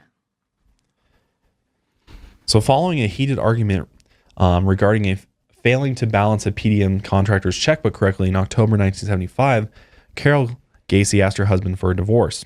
Gacy agreed to his wife's request, although by mutual consent, Carol continued to live at 8213 West Somerdale until February 1976, when she and her daughters moved into their own apartment. What's fucking crazy about that is that they were living there when there was dead boys under the under the house. Even know. They didn't even know what was going on. That's fucked. That'd be the freakiest thing ever. Yeah. Or that there was literally like a dead boy in his closet at one point. Like, fuck. Yeah. That would give you nightmares, that's for sure. So he got divorced again on the grounds of infidelity with women is what they went with. That he was like cheating on his wife with women. Clarify that it's women. Yeah. But he was pretty smart in the sense that he remains like, you know, looked pretty good in the public eye and civic minded. And although several neighbors did start becoming aware to erratic changes in his behavior after his divorce in 1976 up until his arrest in December 1978. The behavior included hearing his car arrive and depart in the early hours of the morning, noting lights switching on and off in his home at odd hours, and his, you know, keeping company with young boys. Yeah. Like, why are all these guys here? Like, if you were seeing that, I would start wondering too, what the fuck's going on? That's so weird. Come on. That's so freaky. Come on. Like, you're not noticing anything? Did they call the police, any of them? That's the thing. Probably not. Nobody seemed to think like maybe we should have this guy investigated, or you know, like a police officer should like fucking go in see what he's up to. Yeah, that's what's so crazy about this. One neighbor would later recollect that for several years she and her son had repeatedly been awoken by repeated sounds of muffled screaming, shouting, and crying, and they never called in the early morning hours, which she and her son had identified as coming from a house adjacent to theirs on Somerdale Avenue. So I don't think they could say exactly who's coming from his house, but clearly it probably was coming from his house. Yeah. Wow. So they never called police. Yeah. Of course. So the majority of his 33 murders were committed between 1976 and 1978, which he later referred to as his cruising years. Yeah, because that was like when he picked them up. Yeah, and this was when he had the house to himself, so it like gave him freedom to do whatever he wanted. Yeah, so he was just like living out his free crazy fuck dreams. Yeah. Literally 1 month after his divorce was finalized, he abducted and murdered an 18-year-old young boy named Daryl Sampson. Wow. Sampson was last seen alive in Chicago on April 6, 1976. He then just went crazy. May 14th, 15-year-old named Randall Raffelt disappeared while walking home. He died from asphyxiation. Jeez. Hours after he had been abducted, a 14-year-old named Samuel Stapleton vanished as he walked to his home from his sister's apartment. Both of these boys were buried in the same grave in the crawl space. And then in June 3rd, 1976, Gacy killed a 17-year-old boy named Michael Bonin. He disappeared while traveling from Chicago to Waukegan, was strangled with a ligature and buried in his crawl space. Damn. 16-year-old William Carroll, buried underneath Gacy's kitchen. Oh my God. He was the first of 4 males known to have been murdered between June 13th and August 6, 1976. So literally, it was his cruising years. He was just going nuts. Yeah, just living it up. He literally had nothing to worry about. Like, he could go out and basically abduct these young men and bring them back to his house and do his sick games and murder them. Wow. The 3 identified youths that were murdered between June 13th and August 6th were aged between 16 and 17 years old. Can't believe they're unidentified still. That's too wild. Yeah. The only unidentified male known to have been murdered between these dates is a man with medium dark brown hair, estimated to have been aged between 23 and 30 years old. And no one claimed him or knew who he was? This man had 2 missing upper front teeth at the time of his disappearance, leading investigators to believe this particular victim most likely wore a denture. Interesting.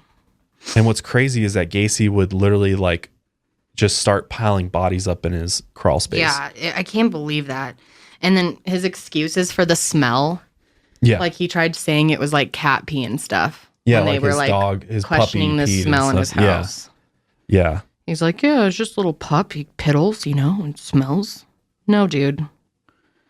Yeah, this guy got a lot of nerve. He got crazy. I mean, there's 33 victims here, so I mean, I don't particularly want to go through each of their deaths because it's extremely sad. Extremely sad, and this guy just was ruthless. Gacy just would abduct them and even abduct two of them at a time. Yeah. Literally would just pull up to them, grab them both, and he'd use chloroform rags to subdue Put it around them. their face, yeah. And then basically handcuff them and do the ligature thing and have them perform sexual acts, or like he would stuff things up their cavities, and like he was just crazy, man. God. But let's jump ahead to 1977. John So, a 19-year-old acquaintance of Bukovic, actually, Which was like the first guy, right? Yeah, he was friends with Bukovic, one of the first guys. Mm-hmm. But Sue was lured to Gacy's house on the pretext of selling his Plymouth satellite to Gacy. He ended up being buried in Gacy's crawl space directly above the body of the others. A ring worn by So, which bore his initials, was retained in a dresser in Gacy's master bedroom. He also kept the portable Motorola TV in his bedroom and later sold the boy's car to a man named Michael Rossi. And so all the way up until 1978, he just continues to take 20-year-old, he basically anybody he could find that fit his, what he was into. Mm-hmm. And a lot of them worked for his company, which is just crazy. Like, how did people not realize that like these people were disappearing? Yeah, they're like, oh, this guy's missing, and this guy's missing, and this guy's missing. Like, you'd think you'd start to be like, what is the one connection between all of these people? But, in hindsight, everything's 2020, right? Yeah. So things they started kind of figuring out and getting suspicious of Gacy when it came to So's car, because the person who bought it, Michael Rossi, was arrested actually for stealing gasoline from a service station while driving that particular car. The attendant noted the license plate number, and police actually traced the car to Gacy's house. Rossi had actually lived with Gacy until April 1977 and had worked for his contractor's company since 1976. When questioned, Gacy told officers that So had sold the car to him in February with the explanation that he needed money to leave town. The police did not pursue the matter further, although they did inform So's mother that her son had sold his car to Gacy. And this motherfucker, after he's killed all of these young men, began dating Carol Hoff in the hope of reconciliation. So the woman he had gotten divorced to, he went back to her. And she took him back? Yeah. Well, they started yeah. kind of dating, yeah. But at this point, he's murdered an additional 6 young men between the ages of 16 and 21. God. So, and his excuse, you know, whenever questioned by this, was that he was so busy with his job, because he was really busy with his job, and that he couldn't have been in all these different places where these boys went missing and things like that when they did. But he could have been, though. Right. Well, that's the thing. He always, like, his excuses for it. It's just so amazing how he, like, truly believes it. He's like, yeah, there's no way I could have. Well, what's really interesting about this is that for some of these murders, it's a lot of people think that he may not have acted alone in some of them. Interesting. That he may actually have had help from somebody close to him with the abductions of some of these individuals. Especially like the 2 guys. I would think it'd be really hard to take 2 guys off the street. This guy isn't like the Hulk or anything. He's like this like chubby, overweight guy. Kind of loser looking clown. He's literally a clown. Like literally, he was able to overpower 2 like young, like these are teenagers all the way up to 20-year-olds. Yeah, like, that seems really hard to do. They're not able to like fight him off or anything. And I mean, obviously he had the chloroform, so he like, you know, went with that right away. But honestly, I think it's very possible he had help. Yeah, for sure. With some of these abductions. I think so. Yeah. I wonder who it is. And like bringing these various bodies down to his crawl space, like they're heavy. Like what the hell? How is he doing this? He even abducted and murdered a 19-year-old U.S. Marine. Oh, wow. Who disappeared after leaving his mother's house. He was strangled to death and buried in the northwest corner of the crawl space. Oh my God. So it's getting into October, into December, and he's still just abducting these young men and murdering them. And one in particular, in December 30th of 1977, was a 19-year-old student named Robert Donnelly, who he abducted from a Chicago bus stop at gunpoint. Gacy drove Donnelly home with him, raped him, tortured him with various devices, and repeatedly dunked his head into a bathtub filled with water until he passed out. And then, that's so sad. And then revived him, though. Oh my God. Donnelly later actually survived this and later testified at Gacy's trial that he was in so much pain that he asked Gacy to kill him to get it over with. Oh, so sad. To which Gacy said to him, "I'm getting around to it." Oh my God, that's so freaky, that poor guy. How'd he get out? Well, after literally assaulting and torturing him for several hours, Gacy actually drove Donnelly to his place of work, removed the handcuffs from his wrists, and released him. Wow, that was weird. And he obviously reported the assault, and police actually questioned Gacy about it on January 6, 1978, in which Gacy admitted to having had slave sex with Donnelly, but insisted everything was consensual. And the police actually fucking believed him. What? And they never filed charges about this. That's what's so crazy is the police just like did not investigate him. They dropped the ball. They could have prevented a lot. They dropped the ball big time over and over and over again. Then like the fact that all of these young men are all mysteriously disappearing from one area. Like nowadays, I feel like police would be smart enough to connect some dots here and be like, what the fuck? Like all the circumstances are the same. And now these boys are like literally been like, this guy fucking abducted me. And this is what he did to me. And not think like, oh, he's telling the maybe why would this someone guy's make it the up? fucking serial killer we've been looking for. Oh my God, dude. These police in this department, whoever was on this guy was not thinking. I mean, I get it's like, you know, the late 70s, but like I feel like this is just like complete negligence on the you know, the police's. For sure. But it shows what a manipulator he was, dude. He was able to convince anyone of anything. He really was. He really was. He absolutely was a master manipulator. Yeah. So the police believed him. Didn't have any charges filed. And then the next month, he killed a 19-year-old. Oh, my God. Jeez, they could have prevented that. His name was William Kindred, and he was the final victim to be buried in Gacy's crawl space. Damn.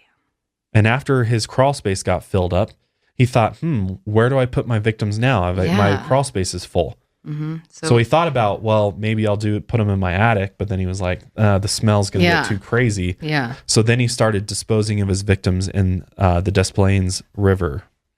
And this leads us up to the story of Jeffrey Ringnall, who in March 1978, Gacy lured him, he was 26 years old at the time, into his car. Upon getting into the car, the young man was chloroformed and driven to the house on Summerdale, where he was raped, tortured with various instruments, including lit candles and whips, and repeatedly chloroformed into unconsciousness. Oh, my God. And then the guy was driven to the Lincoln Park, where he was dumped, unconscious but alive, and he was eventually able to stagger to his girlfriend's apartment. He was later informed that the chloroform had permanently damaged his liver. Police were again informed of the assault, but did not investigate Gacy. What on earth? I'm starting to think that there's like some inside thing with the police department. Why wouldn't they want to catch a killer? Like, that makes them look good. Seriously. This is so strange. It's really weird. Like, was he really that big of like a civic figure that... Or maybe he was that good of a manipulator. I don't know. Like, he must have had some ties, or maybe, for all we know, there could be police corruption. He could have been paying them off. Yeah, he could have been... Who knows? Who knows? I mean, he was a pretty big, like, public figure and stuff. Yeah. Maybe there are some weird under-the-table deals going on or something. God, but I don't know. I don't know. That's pretty negligent. How long can you get away with, like, helping someone with that? I don't know. I don't know, man. I just don't get how he was able to get away with all this shit without any police for so long, like investigation. Yeah, especially since multiple people reported him. It's really weird. The fuck? It's just ridiculous. Yeah. But this Rignall guy, after this assault and attack, he was able to recall that on that night that he was literally in this chloroform haze, he remembered Gacy's distinctive black Oldsmobile, as well as the Kennedy Expressway and some side streets. He actually staked out the exit on the expressway where he knew he had been driven until in April, he saw Gacy's distinctive black Oldsmobile, which Rignall and his friends followed to 8213 West Summerdale. So he didn't even know who Gacy was, like, on a personal level. So he didn't even know who he was. Like, he didn't know that he was a serial killer or anything. Yeah. So police issued an arrest warrant, and Gacy was arrested on July 15th, and he was facing an impending trial for a battery charge for the Rignall incident when he was arrested in December for the murders. All right, let's talk about how his killing spree comes to an end. Yeah, this is so interesting. So obviously, as a serial killer, it becomes very difficult to keep up, especially the pace that he was on, people going missing and being murdered every month, multiple. Yeah. So obviously, they're going to make a mistake at some point or some type of careless move, which is going to lead to them being captured. And that's pretty much what happened because at a visit to a local pharmacy, Gacy offered 15-year-old Robert Piest a job that paid better than his current job at the pharmacy. Piest informed his mother of the job offer and headed off to meet Gacy. When Piest failed to return home... Good thing he told his mom. Yeah, no, I know. This guy was actually pretty smart. Yeah, he was. Because he told his mother, and his mother actually filed a missing person report, which I'm like, nobody else did that? Like, what the fuck? Yeah. But Gacy denied meeting with Piest. However, he was seen at the pharmacy offering Piest a job by more than one witness. And this Piest investigation led to Rignall's tale of Gacy's violence as well as other witnesses to Gacy's actions. At this point in time, finally, he is put under around-the-clock surveillance by the police. Yeah, because people were starting to come forward and they're connecting the dots. They're like, wait, this person is missing and is connected to him. This person worked for him. Maybe we should be watching this guy. Yeah. See where he's going, what he's up to. So they started doing that. But that did not scare Gacy at first. He actually grew so comfortable with the surveillance teams that he actually turned it into a game. Wow. And this is what he said. He even offered them breakfast at one point. So I'm like, well, first of all, if you're doing police surveillance on somebody, you would think that you would not be seen. Like, these guys were just I could just imagine they're sitting outside in their black SUV or something. And or black. He just goes out there and he's like, yo, you want breakfast? He's like, hey, you want breakfast? And then he even went as far to tell the detectives over breakfast. So they obviously had breakfast together. clowns can get away with murder, quote unquote. That's what he said. What the fuck? Dude, this guy was off his rocker. So police are obviously like, what the fuck? This is crazy. These things are starting to make sense. So they did their first search. Their first search warrant was issued. And really nothing notable was found at first. But however, that all changed during the second search warrant, in which a detective noticed a smell coming from the air ducts that could have been the smell of rotting corpses. Dude, I bet it was rank. I bet it was so bad. And like you just said, he tried to play it off as like, oh, my puppy just peed on the newspaper and, in a small room with the heat on. No. Yeah, he's like the heat made it bad. Any police officer will tell you that's ever been around a decaying dead body that it smells like something you would never, nothing else. Like dead bodies just smell very unique and very bad. So the fact that he was like, oh yeah, it's just, piss heating up is what you're smelling. Yeah. This guy had a lot of nerve. So obviously he's feeling the heat. And on the evening of December 20th, Gacy drove to his lawyer's office in Park Ridge to attend a pre-scheduled meeting he had arranged with them to discuss the progress of his civil suit. And upon his arrival, he appeared disheveled and immediately asked for an alcoholic drink, where his lawyer fetched a bottle of whiskey from his car. And upon his return, he asked Gacy what he had to discuss with him. And this is when Gacy picked up a copy of the newspaper from his desk and pointed to a front page article covering the disappearance of Robert Peace and informed his lawyers, this boy is dead. He's in the river. Yeah. So over the following hours, he went on to give a rambling confession that ran into the early hours of the following morning. He informed his lawyers that he had been the judge, jury, and executioner of many, many people. Yeah. Most of whom he stated were buried in his crawl space and others in the Des Plaines River. Some of the victims he referred to by name, but most he dismissed as male prostitutes, hustlers, and liars, whom he would give the rope trick. That was what was so weird about it too, is like he totally like dehumanized his victims and would literally be like, they came looking for love in the wrong places, and they were kind of like they got what male they prostitutes got what they deserved. Yeah, like kind of like I was doing almost like doing a justice to them or for them, for society, almost like trying to like rationalize his actions. Mm-hmm. In reference to Robert Peace, Gacy said that he was placed the tourniquet around his neck and that Peace was crying and scared. And after that, he fell asleep due to the alcohol he consumed until the very next morning, in which he had a psychiatric appointment at 9 a.m. Ignoring his lawyer's advice regarding this scheduled appointment, Gacy left their office to attend to the needs of his business. And upon leaving his lawyer's office, Gacy drove to a Shell gas station where, in the course of filling his rental car, he handed a small bag of weed to the attendant, a young boy named Lance Jacobson.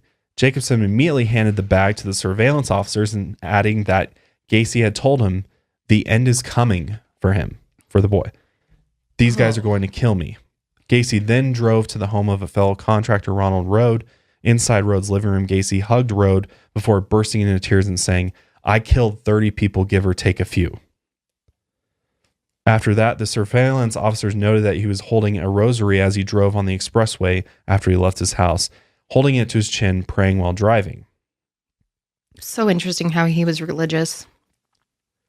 So ultimately, they take him down for like a drug charge. That's how they arrest him. Yeah. And once they arrest him, the police then go back to the house for the second search warrant, and because now they have a direct connection between him and Robert Peace. Yeah. And so at this point, this is when... So Robert Peace really led to them finding out about the rest of absolutely. him. It was all Robert Peace. Yeah, absolutely.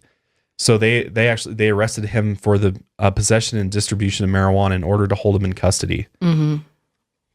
And then on 4:30 on the afternoon, December 21st, they got the second search warrant granted. So armed with the search warrant, the police and evidence technicians quickly drove to Gacy's home. Upon their arrival, officers found that Gacy had unplugged his sump pump and that the crawl space was flooded with water. That was probably on purpose too, I guarantee you, to try to destroy evidence. Scene. Yeah, absolutely. Make it hard for them to, excavate it. So they had to basically turn it back on and wait for all the water to drain. And after it had done so, an evidence technician named, what's his name? Hang on. Sorry, I just lost my spot here. Okay. These people, though, had the grossest job, dude. These evidence technicians. Oh, I know. Because I can't even imagine it was like this going muddy into a crawl space. It was like this muddy water area where all these bodies were. Like, can you imagine how dirty? It kept filling with water, they were saying. It was just like completely nasty. Yeah. He goes in there and he goes in there and starts digging around, doesn't see anything at first. But then he literally says to everybody, shouting to the rest of the investigators that they were there, that they could charge Gacy with murder because he said, "I think this place is full of kids." Wow.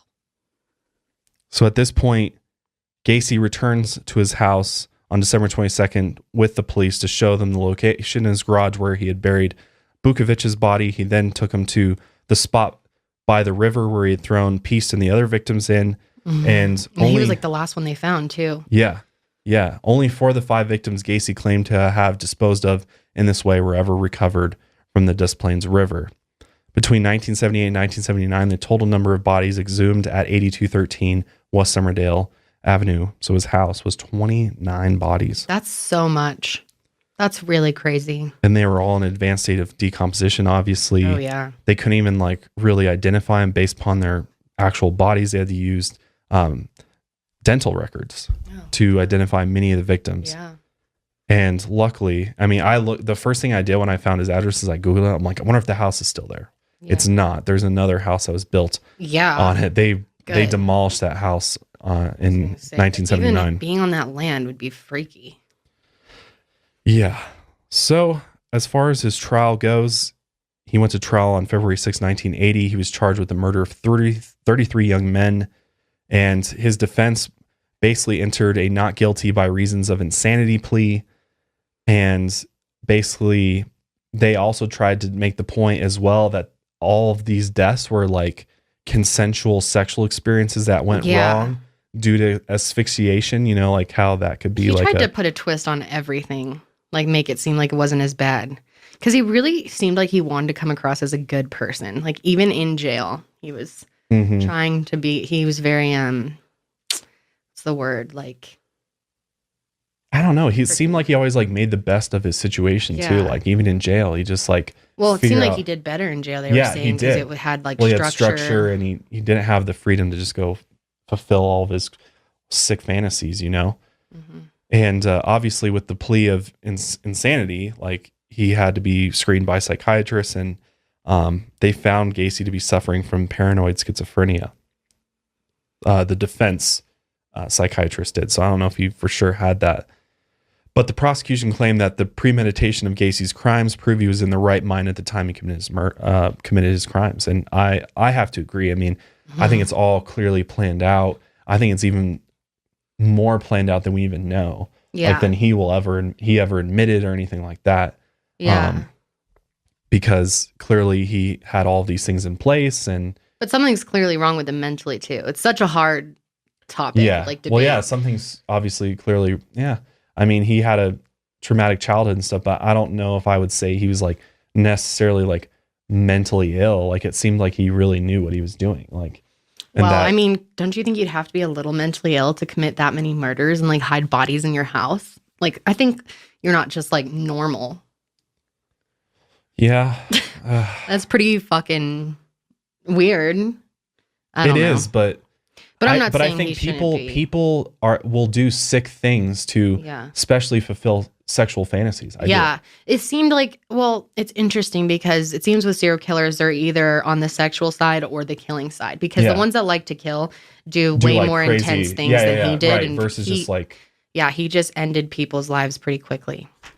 Right. It's not like he was chopping people up or really or enjoying it. Enjoying blood. No, he just had to get rid of them once he used them because they would tell on him. That's what it seemed like. So I think he definitely knew what he was doing for sure. I do too. I think he definitely got a thrill rush adrenaline when he did do these things. And, I think he did get some sick satisfaction from killing these young men. But I think the main thing for him was the sexual aspect of it. I for agree. sure. I totally agree. So he was, the jury deliberated for less than 2 hours, and they found him guilty of the 33 murders, sexual assault, and indecent liberties of a child. And they came back with 12 death sentences, as well as an execution date, which would be carried out on June 2nd, 1980. So during his stint until his death, he actually spent 14 years in jail on death row at Menard Correctional Center in Chester, Illinois. And what's so crazy and weird and just goes to speak to is like Dr. Jekyll and Mr. Hyde, the whole thing is like, he completely like was like, I didn't kill these kids. He actually said that he was just like running a funeral home for these young men for some other killers that were out there. Dude, which is fucking crazy. Yeah. But did he really think that? But that's the thing is like, maybe he somehow like did not think he actually killed. I don't know. Like that's so crazy. Because most serial killers are proud of it, especially once they're caught and they know it's over and you've got the death sentence. Like, but he was like talking about how he was an innocent man that was being put to death. Yeah. Right up until then. Yeah, you can actually go on YouTube and watch his interviews that he gives with the local news there, and they're like asking him about stuff and he literally is like, yeah, I didn't kill these kids. And because the interviewers actually comparing him to like Jeffrey Dahmer and things like that. And he's like, don't put me in that. And he would blame the victims, in fact. He was like basically saying they asked for it or they were sinning. They wouldn't have been killed and all this crazy shit. Victim blaming mindset. And he even at one point calls himself a loving father, unable to ever hit his children, who had also a father who was complete opposite of his own. Yeah, he was. Which is crazy. So weird. And then so he did artwork too. He like made all this creepy art. Yeah, 33 flavors clown. Creepy. Creepy as hell. He drew pictures of clowns, and he did like this one that is like a skull with a bunch of sex skull is what it's called. Oof. It's like freaky. Phallic symbols and naked bodies of both men and women. Yeah. And then he did these 7 dwarfs paintings with a clown. Yeah, it's really creepy. And then he was finally put to death, wasn't he? Yes, he was. So he eventually ran out of appeals and was actually put to death by lethal injection on May 9th, 1994. His last meal was made up of a bucket of KFC chicken, fried shrimp, strawberries, French fries, and a Diet Coke. Interesting. I always want to know what people's last meal is. How weird. Of course his would be fucking KFC. No, what was so interesting about it is after they killed him, they had like a bunch of people that were victims of him or related to victims get to burn his artwork outside. Yeah. This big fire pit. That was really interesting to me. And his artwork actually became like worth a lot of money too, which is interesting. Well, yeah. I mean, he's kind of famous now. Weirdly enough, a lot of these killers end up being famous. But literally like all the way up till the moment before death, his last words were "kiss my ass." Wow. Literally no, some serial killers express emotion or regret at the end, but John Wayne Gacy did not show any emotion because he was sticking with regret. I'm innocent. Yeah. He was like, I didn't do it. I just had the bodies. And he might really think that. That's what's so weird is like the way he was talking almost had me thinking this dude really doesn't think he did anything. Like he's like that. He's confused or something because he would not fess up. And he's like, you're going to be killing an innocent man. He was so sure of himself. He was so confident. He was so sure of himself. So very interesting. It's crazy. Sure. It's absolutely crazy. And 6 victims remain unidentified even to this day. That's really sad because you think like no one was there to like figure out who they were and no one cared to like. Yeah. That's sad. And I mean, what's interesting too is like they did obviously a lot of movies based upon him. To Catch a Killer, Gacy, Dear Mr. Gacy, and some even rumor that he's in kind of been some of the inspiration for the Pennywise clown in Stephen King's It. It's kind of weird though. I feel like if maybe he was out more like creeping in his clown suit, maybe, but yeah, he reminds me of. Did you ever see the Rob Zombie movie? Probably not. Devil's Rejects. No. Don't ever watch it. Or House of a Thousand Corpses or anything. Nope. Yeah, I watched a bunch of those Rob Zombie movies, which are fucking scary as hell.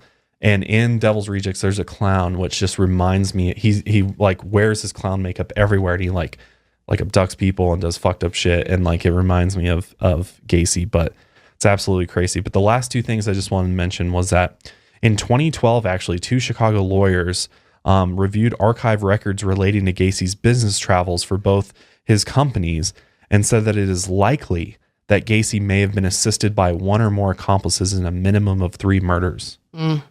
That makes sense. So there could be people out there that could be responsible for some of these murders or were accomplices, which is crazy. Yeah, and they just got away with possible. That's crazy. Maybe we'll figure out who it is. Some have even theorized that Gacy was connected with a Chicago-based sex trafficking ring known as the Delta Project. Oh my God. That is so creepy. Like, what if he was somehow in cahoots with the sex trafficking ring? He'd be the type. I mean, he would be the type. Maybe he ran it for all we know. I mean, I think he went to his grave with a lot of secrets and a lot of things that he didn't tell anybody. I think there's a lot more to the story than what clearly, we know. We're getting like bits and pieces of it, and he's not going to tell us the truth. He lied to everyone his whole life. He's not going to tell us all, you know. I don't even think he knows, to be honest. I think he like has blocked, like I'm sure some of those things were so brutal that you could mentally block some of them out. Like, I wonder how much of it he even like knows about. Yeah. Because it just really seemed like he was so sure that he didn't do it. Like, I really, really wondered if maybe he really thinks he did it. Maybe he like got drugged up when he was doing this stuff. Like maybe he like gave himself some like crazy drugs, and then you know it maybe didn't make him remember things or made him more violent or strong, like, or he just PCP is like the type of person that can lie like that with no, I don't know. It's interesting for sure. I just think it's crazy that he murdered this many young men, you know, in their 20s, and without any of them ever like really attacking him or overtaking him or overpowering him. Like that's surprising. Crazy. Like, how do we know? He obviously got into positions of trust with them, and they were uncomfortable and vulnerable and surprised. So that's how he did it. I don't know, but I want to know what you guys think about this and what your, you know, if you have any other theories about him or, you know, any other rumors you heard about him, because, you know, this guy's really interesting, and, you know, obviously, you know, rest in peace to all of his victims. Yes, and, absolutely. God, you know, brutal, what a horrible way to die at the hands of a serial killer. I think that's all of our worst nightmare is, you know, that happening to us. And, you know, obviously, you know, don't go anywhere walking alone. Like, this shit still happens Be today. safe. Don't trust strangers. Don't be lured in. People are smarter now, though. Yeah, it's true. Know, it's People harder to pull this kind of stuff off. You know? Yeah, somebody was like, hear hey, about these you want often. some drugs and alcohol? Come here. Come get in my car with me. Well, I mean, some people are. Some people still fall for that. But yeah, I mean, hopefully, you know, I think there can be lessons taken from this that we can all learn from. And, you know, if you see something suspicious, say something about it. Like, if you notice weird things happening around you, be cautious, be, you know, observant. But yeah, I think we'll wrap it up here for today, guys. Thank you guys for enjoying, or we hope you enjoyed this episode. But hopefully you're not too scared. Thank you for joining us for episode 39, John Wayne Gacy, the killer clown serial killer. If you enjoyed this episode, if you're listening, subscribe to us on iTunes, leave us a rating and review. We'd really appreciate it. And if you're watching on YouTube, hit that like button and make sure to subscribe for future episodes, because next week, should we tell them? Sure. Next week, we are diving into all of the stories and legends around Skinwalker Ranch. I know nothing about it. Oh, get ready. It's going to be good. Lots of interesting shit. But thanks again for joining us. Yes. Stay safe. And stay woke. See you next time.